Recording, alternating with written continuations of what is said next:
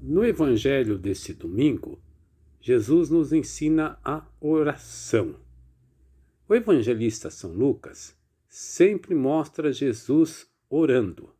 A maneira pedagógica de Jesus ensinar as coisas não é através de discursos ou de mandar fazer, é mostrando como se faz. A certa ocasião, os discípulos ficaram impressionados porque viam Jesus rezar constantemente e pediram que lhes dessem também um ensinamento sobre a oração, como João Batista deu aos seus discípulos. E assim ele ensinou o Pai Nosso.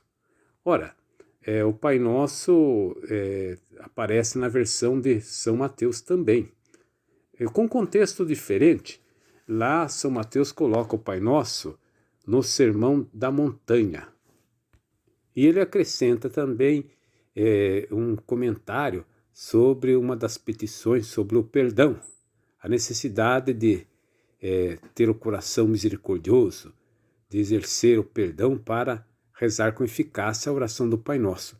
Já o São Lucas tem uma versão mais reduzida do Pai Nosso, onde apresenta apenas 5 petições, enquanto a de Mateus apresenta 7 petições.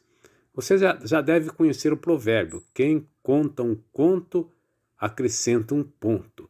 Isso significa que a versão de Lucas provavelmente seja a mais antiga. As duas petições que ficam de fora em Lucas são: seja feita a vossa vontade e livrai-nos do mal.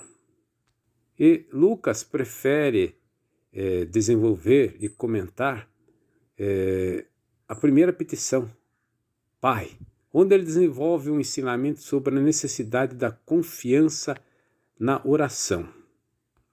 E também nos dá o pedido mais importante que devemos fazer a Deus. Mais do que uma fórmula a ser aprendida e rezada de cor, o Pai Nosso é uma maneira de ser. Para São Lucas, ou para Jesus, melhor dizendo, a atitude que nós temos que ter na oração é considerar a Deus como o nosso Pai amoroso que cuida de nós. Por isso, nele devemos confiar plenamente. Agora, aquela parábola do homem inoportuno que vai buscar um pão ao seu amigo e ele obtém porque importuna o seu amigo, é muito diferente de Deus, que conhece as nossas necessidades e nos ajuda muito antes de nós pedirmos. Jesus mostra o contraste que nós, mesmo sendo pessoas de índole má, somos capazes de dar coisas boas aos nossos filhos. Mas aí também nos gera um grande problema. Por quê?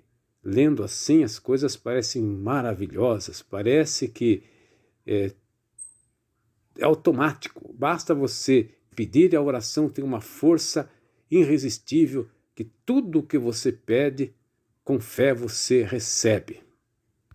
Mas na realidade parece que as coisas não funcionam assim tão automaticamente, não.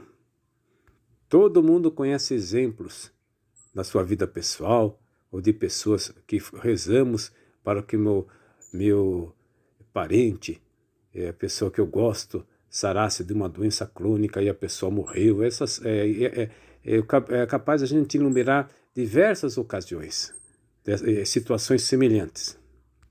Eu gostaria de responder essa questão mostrando o próprio Jesus em oração no Monte das Oliveiras, quando ele sabia que ele ia morrer na cruz, e ele pede a Deus que se possível, afaste este cálice, mas não se faça a sua vontade, senão a do Pai.